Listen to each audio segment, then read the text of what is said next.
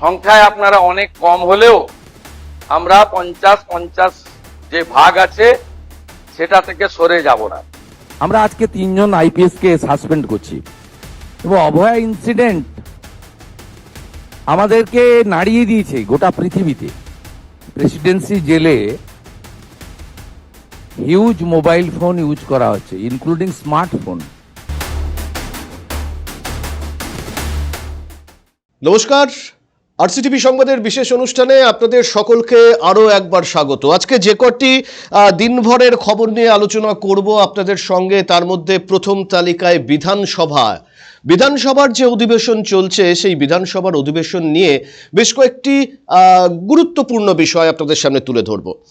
প্রথমত, আজকে বিধায়করা যারা বক্তব্য রেখেছেন, সরকার পক্ষ এবং বিরোধী পক্ষ, নতুন যিনি স্পিকার রথীন বসু, একেবারে উত্তরবঙ্গের তিনি মানুষ, দীর্ঘদিনের তিনি রাজনীতিবিদ, তাকে কিন্তু একেবারে স্পিকার হিসেবে রেখে সভার কাজ শুরু হয়। এবং যেটা বলা হচ্ছে, তৃণমূল কংগ্রেসের দীর্ঘদিনের বর্ষিয়ান যিনি বিধায়ক শোভনদেব চট্টোপাধ্যায়, তিনি তার বক্তব্যে বলতে উঠে তিনি প্রথমে বলেন যে বিভিন্ন জায়গায় তৃণমূল কংগ্রেস কর্মীরা ইতিমধ্যেই ঘরছাড়া হয়েছেন এবং পাশাপাশি তিনি বলেন যে বিরোধীদের বলতে দেওয়ার সুযোগ দিতে হবে।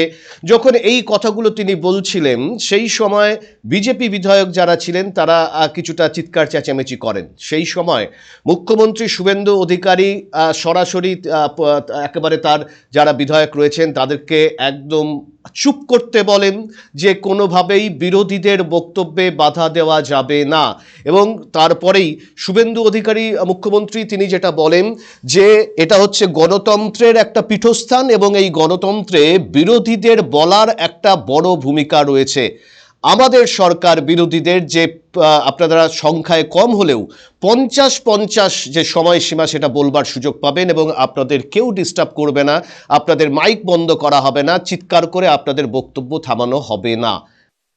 বিরোধীদের আশ্বস্ত করতে চাই যে সংবিধানের পরিভাষা বিধানসভা সংসদীয় গণতন্ত্রে house belongs to opposition, final decision অধ্যক্ষ নেবেন, কিন্তু আলোচনায় অংশগ্রহণের ক্ষেত্রে, সময় বরাদ্দর ক্ষেত্রে সরকারের ভূমিকা, সরকারি দলের ভূমিকা আমি পরিষ্কার করতে চাই।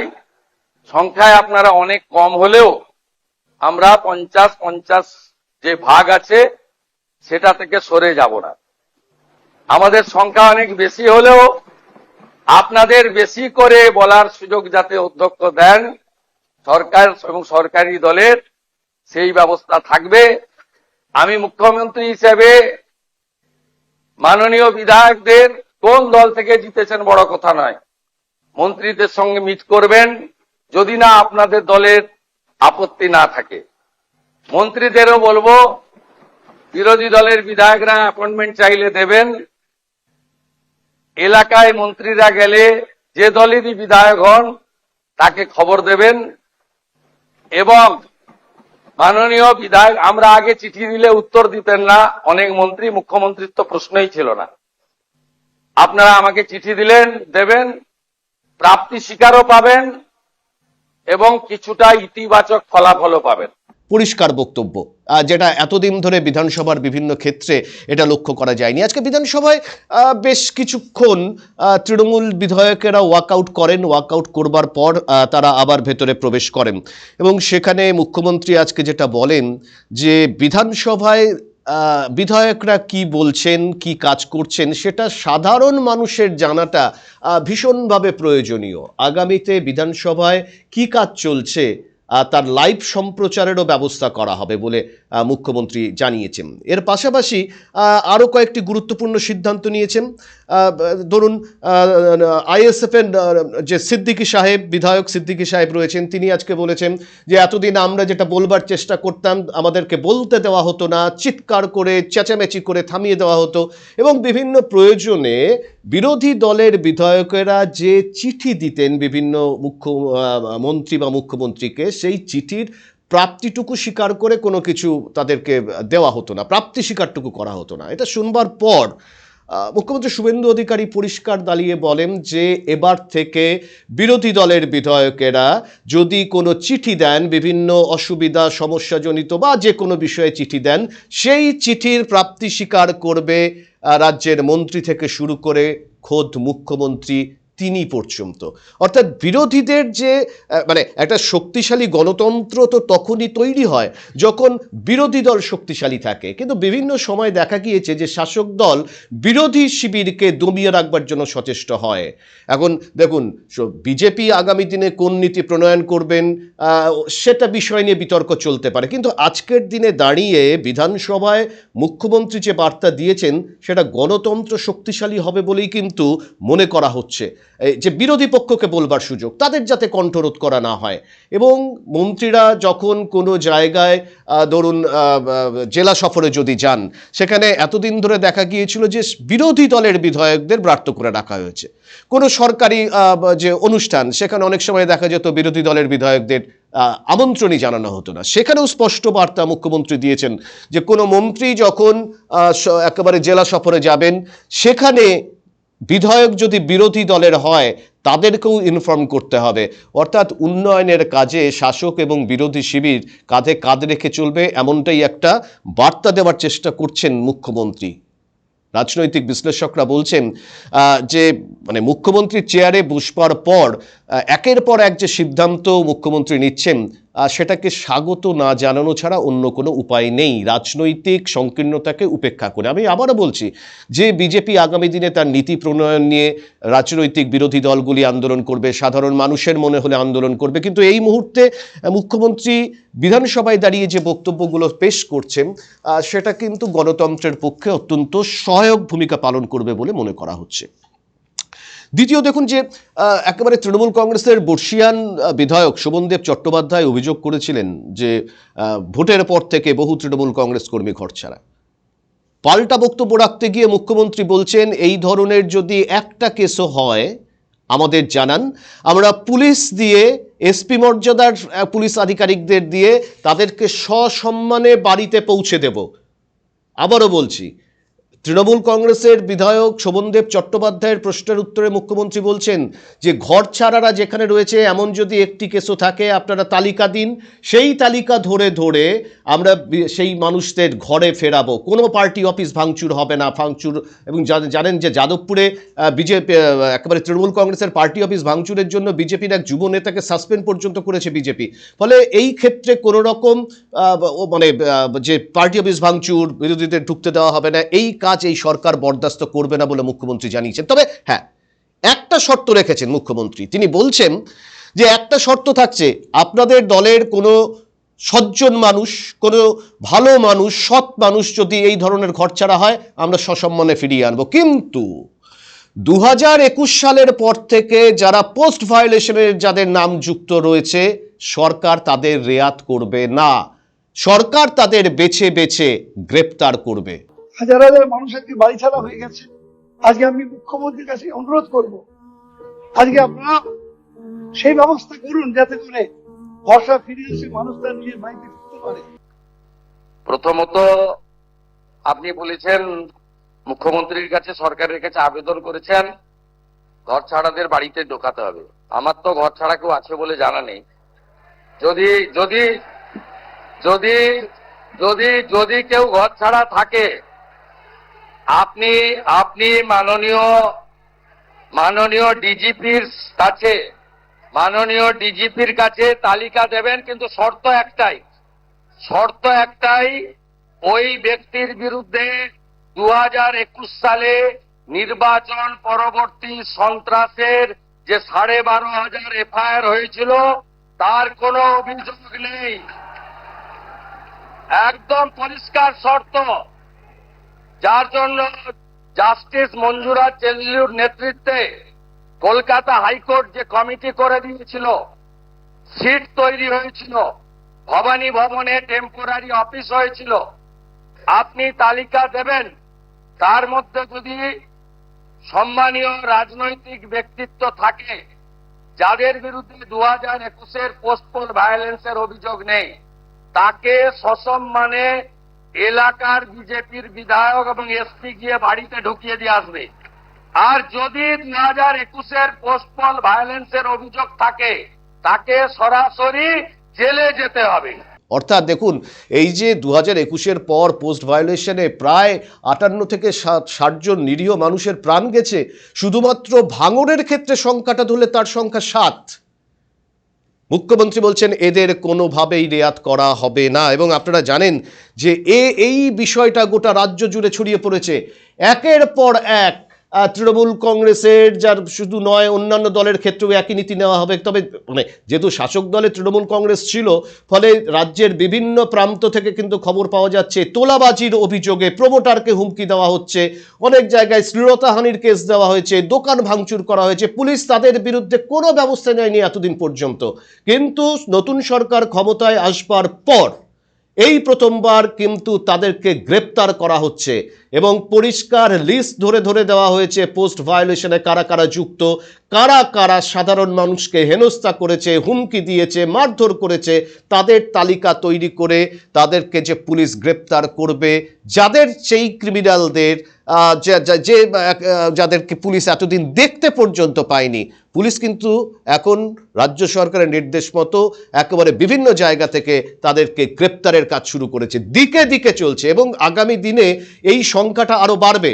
আমি শুধু এই প্রসঙ্গে রায়গঞ্জের কথা বলি। রায়গঞ্জের একটি ওয়ার্ডের প্রাক্তন কাউন্সিলর, প্রাক্তন কোঅর্ডিনেটর অভিজিৎ সাহা, তাকে পুলিশ গতকাল আটক করে। আজকে তাকে গ্রেপ্তার দেখানো হয়, রায়গঞ্জ জেলা আদালতে তোলা হয়। তার বিরুদ্ধে শ্লীলতাহানি থেকে শুরু করে, দোকান ভাঙচুর থেকে শুরু করে, মারধর থেকে শুরু করে একাধিক অভিযোগ তার বিরুদ্ধে পুলিশ আদালতে পেশ করে এবং আজকে তার একদিনের পুলিশ হেফাজত হয়েছে এবং আগামীকাল অর্থাৎ শনিবার তাকে ফের জেলা আদালতে তোলা হবে। তবে অভিজিৎবাবু বলছেন যে গোটাটাই সাজানো, রাজনৈতিক প্রতিহিংসার জন্য তাকে গ্রেপ্তার করেছে। হয়তো পলিটিক্যাল কোনো ব্যাপার আছে।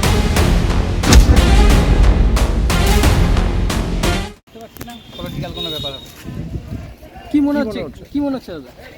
কেন করলো এরকম?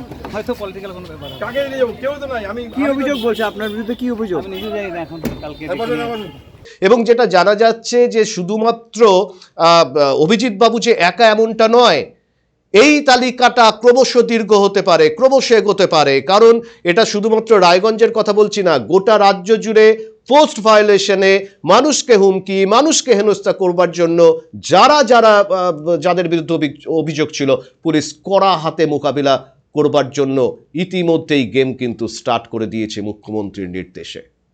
আজকের দ্বিতীয় ঘটনা, আরেকটি খুব ইন্টারেস্টিং এবং গুরুত্বপূর্ণ ঘটনা, যে এই যে বিধানসভা নির্বাচনের বেশ এক বছর আগে থেকে অভয়া কাণ্ডে উত্তাল হয়ে উঠেছিল রাজ্য রাজনীতি, রাত জেগেছিল সাধারণ মানুষ দলমত নির্বিশেষে।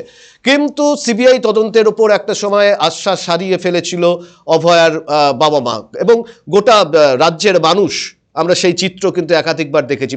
প্রায় একটা ক্লোজ চ্যাপ্টার হয়ে গেছিল অভয়াকাণ্ড।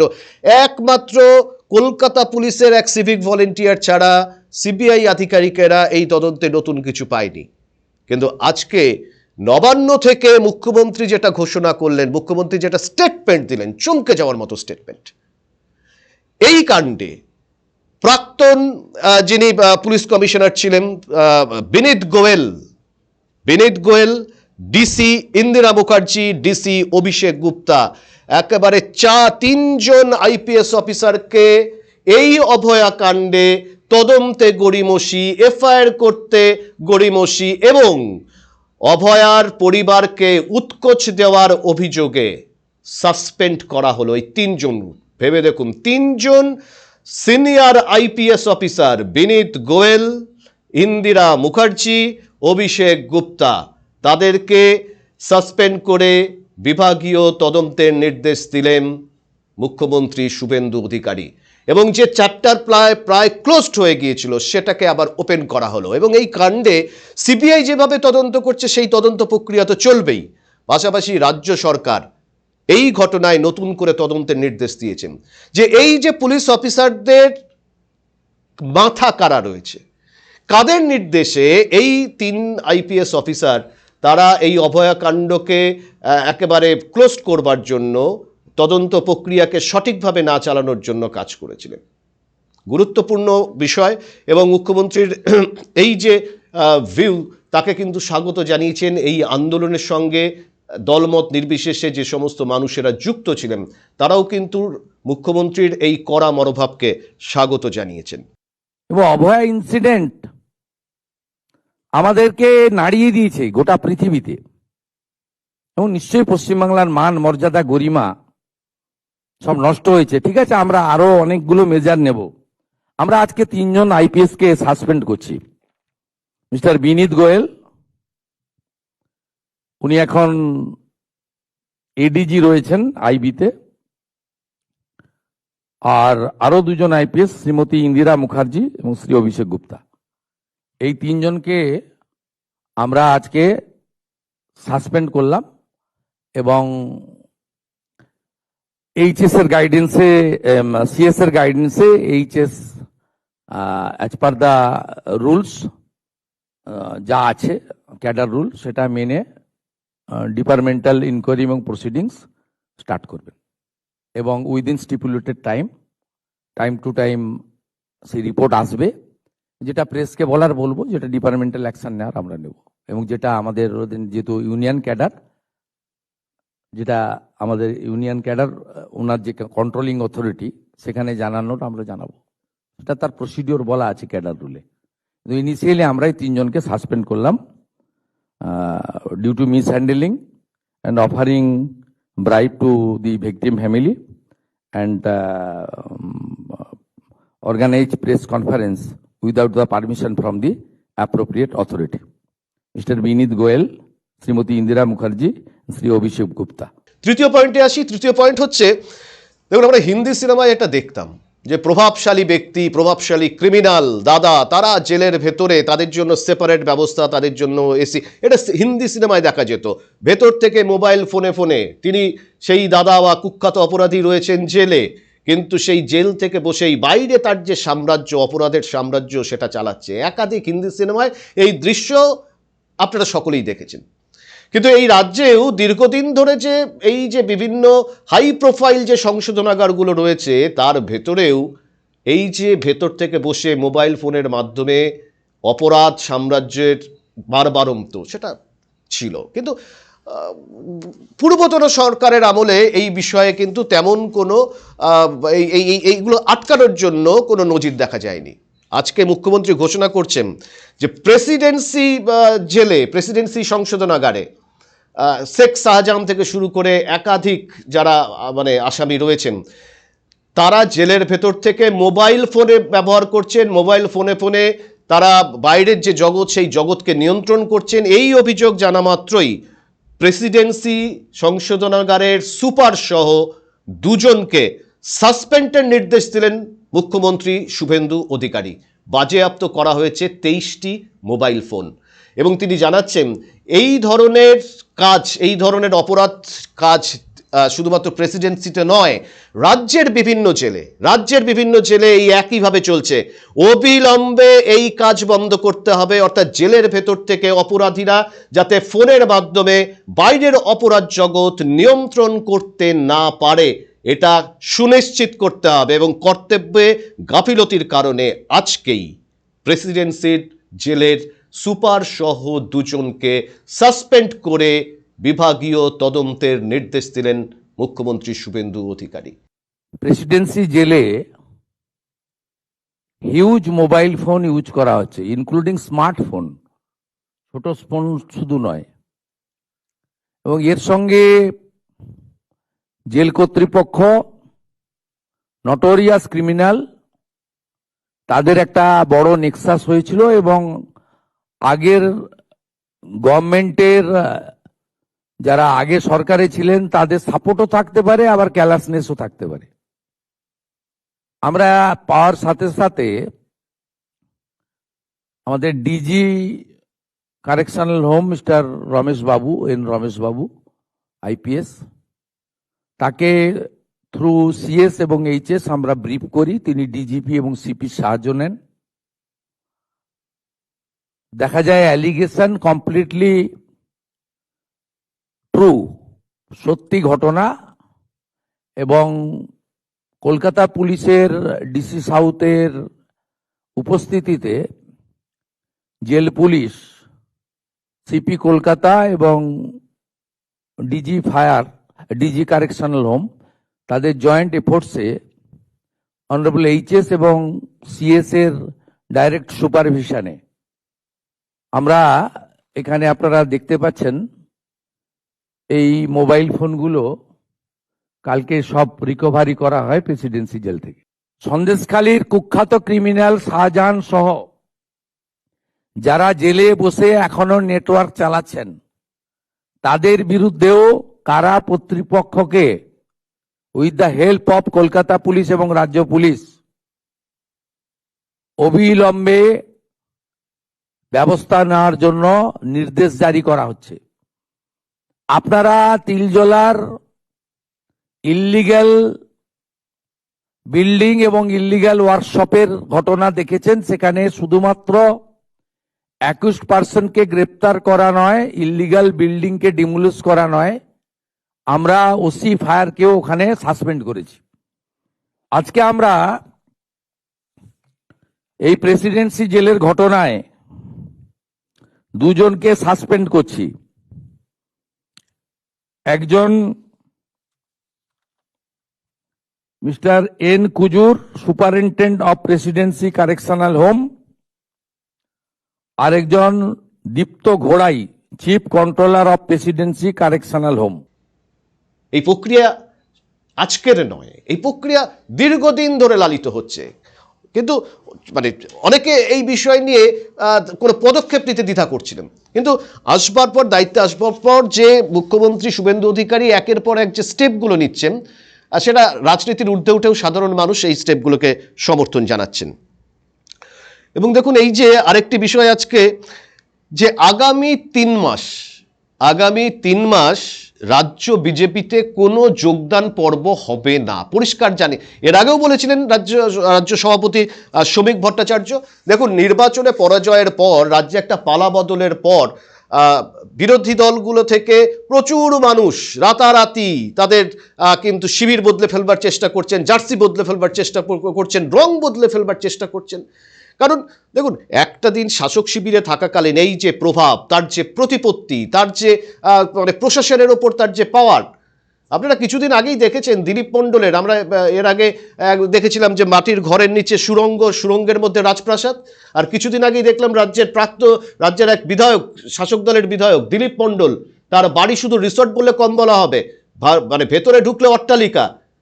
একজন বিধায়ক যদি এই ধরনের মানে রিসর্ট টাইপের বৈভবপূর্ণ বাড়ি বানাতে পারে, ফলে যদি সরকার পরিবর্তন হয়, এদের মতো অনেক নেতা নেত্রীদের তো অসুবিধার সম্মুখীন হতে হবে। ফলে রাতারাতি জার্সি বদল করে বিজেপি শিবিরে ঢোকবার জন্য তারা সচেষ্ট। কিন্তু শ্রমিক ভট্টাচার্য জানাচ্ছেন যে বিজেপিতে ঢোকা এই মুহূর্তে এতটা সোজা নয়, এবং তিনি বারংবার বলছিলেন যে কোনোভাবেই কোনো তৃণমূল কংগ্রেসের যারা সদস্য রয়েছেন তাদেরকে, যাদের বিরুদ্ধে বিশেষ করে ক্রিমিনাল রেকর্ড রয়েছেন, কোনোভাবেই বিজেপির দরজা হুটহাট করে খোলা হবে না, এবং তাদেরকে প্রয়োজন নেই, যদি কোনো দলের কর্মী তাদেরকে দলে ঢোকায়, দল প্রয়োজনে তাদেরকে সাসপেন্ড করে দেবে, এই করাবার্তা দিয়েছিলেন শ্রমিক ভট্টাচার্য। এবং আজকে শ্রমিকবাবুর এই যে বার্তা, তাকে কার্যত সিলমোহর দিলেন রাজ্য বিজেপির অন্যতম পর্যবেক্ষক, কেন্দ্রীয় নেতা বিজেপির সুনীল বনসাল। তিনি বলছেন যে কোনোভাবেই আগামী 3 মাস এই সরকারের পক্ষে অত্যন্ত গুরুত্বপূর্ণ সময়, সাধারণ মানুষের জন্য কাজ করতে হবে, কোনো দল বদল এই মুহূর্তে রাজ্য বিজেপি করবে না। সুনীল বনসাল আর কড়া নির্দেশ কিন্তু আজকে দিয়ে দিয়েছে রাজ্য বিজেপিকে। ফলে এই মুহূর্তে যারা ভাবছেন যে স্টেপ জাম্প করে এই দরজা থেকে বিজেপির দরজায় চলে আসবেন, বিষয়টা কিন্তু এই মুহূর্তে অতটা সোজা নয়। অন্তত অনেক কাঠখড় পরীক্ষা নিরীক্ষার পরে কিন্তু আসতে হবে। অর্থাৎ ক্ষমতার অলিন্দে যারা এতদিন বাস করছিলেন, ক্ষমতা হারিয়ে যাওয়ার পর যাদের মধ্যে একটা হতাশা, একটা ক্লান্তি, একটা বিরক্তিকর বোধ কাজ করছে, তাদেরকে কিন্তু আগামী কয়েকটা মাস এই ধরনের মানসিকতা নিয়ে চলতে হবে। বিজেপি আপাতত কোনো তৃণমূল কংগ্রেস কর্মীদের দলে নিচ্ছে না বলে স্পষ্টতা জানালেন সুনীল বনসাল। আরেকটি বিষয়, আজকে যে নির্বাচনে পর্যুদস্ত হওয়ার পর মুখ্যমন্ত্রী মমতা বন্দ্যোপাধ্যায় তার যে অফিস, সেখানে পরাজিত প্রার্থীদের নিয়ে বৈঠক করেছেন, এবং তাতে তিনি ভোকাল টনিক দেওয়ার চেষ্টা করেছেন। দেখুন, একটা দল নির্বাচনে হারবার পর স্বাভাবিকভাবেই দলীয় কর্মীরা যেমন একেবারে মুহ্যমান হয়ে পড়েন, যারা হেরে গিয়েছেন তাদের পক্ষেও বিকল্প রাস্তা না আসলে তারাও অনেকটা বসে যান। ফলে এই সমস্ত জায়গায় দাঁড়িয়ে মুখ্যমন্ত্রী মমতা বন্দ্যোপাধ্যায় পরাজিত প্রার্থীদের নিয়ে, তার মধ্যে সবাই এসছেন এমনটা নয়, অনেক পরাজিত প্রার্থী এই বৈঠকে যোগ দেননি বলে সূত্রের খবর জানা যাচ্ছে, মুখ্যমন্ত্রী ভোকাল টনিক দেওয়ার চেষ্টা করেছেন আজকে। এবং তিনি বলছেন যে যারা চলে যাবার তারা চলে যান, যারা পড়ে থাকবেন তারা নিরেট সোনা, আমরা নতুন দল করব। মমতা বন্দ্যোপাধ্যায় দলীয় নেত্রী, রাস্তায় নেমে আন্দোলন করা নেত্রী, এবং এটা ঠিক যে কোনো মুহূর্তে যে কোনো পরিস্থিতি নাটকীয় মোড় ঘোরাবার একটা ক্যাপাসিটি মুখ্যমন্ত্রী মমতা বন্দ্যোপাধ্যায় রয়েছেন। মানে এটা অতি বড় বিরোধী দল ও মমতা বন্দ্যোপাধ্যায়ের রাজনৈতিক যে আমি বলবো মানে কি বলবো, রাজনৈতিক যে তার যে চেতনা, রাজনৈতিক যে কৌশল, সেটা নিয়ে অতি বড় বিরোধীরাও কিন্তু অস্বীকার করেন না যে তার মধ্যে রাজনৈতিক একটা পরিপূর্ণতা রয়েছে, রাজনৈতিক আন্দোলন কিভাবে সংগঠিত করতে সেটা জানে। ফলে মুখ্যমন্ত্রীর এই ভোকাল টনিকে একেবারে মুহ্যমান তৃণমূল শিবির কতটা উজ্জীবিত হয় সেদিকেও নজর থাকবে। এবং দীর্ঘদিন পরে প্রেস মিডিয়ার সামনে এসছেন সর্বভারতীয় সাধারণ সম্পাদক অভিষেক বন্দ্যোপাধ্যায়। তিনিও বলছেন যে সত্য ন্যায়ের পথে লড়াই হবে, মাথা উঁচু করে বাঁচুন। তিনি বলছেন মাথা উঁচু করে বাঁচবার জন্য তিনি লড়াই করতে বলছেন কর্মী সমর্থকদের। আমি আপনাদের সকলকে অনুরোধ করছি, একে অপরের হাত শক্ত করুন। বাংলার মানুষ জানেন তৃণমূল কংগ্রেসের কর্মীরাই তাদের একনিষ্ঠ কর্মী এবং তাদের বিপদে আপদে প্রকৃত বন্ধু। আপনারা আবার মাঠে নামুন। আমাদের যে পার্টি অফিসগুলো জোর জবরদস্তি ভেঙে দেওয়া হয়েছে, সেই পার্টি অফিসগুলো পুনরুদ্ধার করুন। কিন্তু দলের একাধিক জায়গায় দলের একাধিক নেতারা এই হেরে যাওয়ার পর কিন্তু মুখ খুলতে শুরু করেছেন। আইপ্যাক, অভিষেক বন্দ্যোপাধ্যায়ের সঙ্গে প্রায় সম্পৃক্ত আইপ্যাক, তার বিরুদ্ধে কল্যাণ বন্দ্যোপাধ্যায়ের মতো সিনিয়র নেতারাও কিন্তু একেবারে বলছেন যে ভরাডুবির এর কারণ। একাধিক সিনিয়র নেতা, জুনিয়র যারা তৃণমূলের নেতা, তারাও কিন্তু অভিষেক এবং আইপ্যাকের ভূমিকা নিয়ে প্রকাশ্যে ক্ষোভের বিবৃতি দিচ্ছেন। ফলে এই টালমাটাল পরিস্থিতিতে মুখ্যমন্ত্রী মমতা বন্দ্যোপাধ্যায় এবং অভিষেক বন্দ্যোপাধ্যায় তৃণমূল কংগ্রেসকে কতটা গুছিয়ে আনতে পারবেন, আর সেটা নিয়ে কিন্তু একটা প্রশ্ন। এবং একজন রাজ্যে মানে সাংসদ এমপি কাকুলি দস্তিদার, তার ছেলের করা একটা সোশ্যাল মিডিয়ার ইস্যু নিয়ে রাজ্য রাজনীতিতে প্রায় তোলপাড়। তিনি বলছেন যে সিপিআইএম এর একজন বিধায়ক মুস্তাফিজুর রহমান ডোমকল থেকে নির্বাচিত হয়েছিলেন, একজন বিধায়ক, তিনি জেতার পরে সিপিআইএম দল বামফ্রন্ট মিছিল করেছে, তার নেতারা বিভিন্ন জায়গায় ঘুরে যে বন্ধ পার্টি অফিসগুলো ছিল সেগুলো খুলবার চেষ্টা করেছেন। কিন্তু তৃণমূল কংগ্রেস 80টির মতো সিট নিয়েও তারা কোনো জায়গায় সাধারণ মানুষের পাশে কেন দাঁড়াতে পারছেন না, কেন যারা আক্রান্ত হচ্ছেন সেই কর্মী সমর্থকদের পাশে দাঁড়াচ্ছেন না, এই প্রশ্ন তুলছেন। অর্থাৎ তৃণমূল কংগ্রেসের অন্দরে কিন্তু এখন নির্বাচনে হেরে যাওয়ার পর এই বিবাদ, এই যে রক্তক্ষরণ, এটা কিন্তু ক্রমশ প্রকাশ্য হচ্ছে।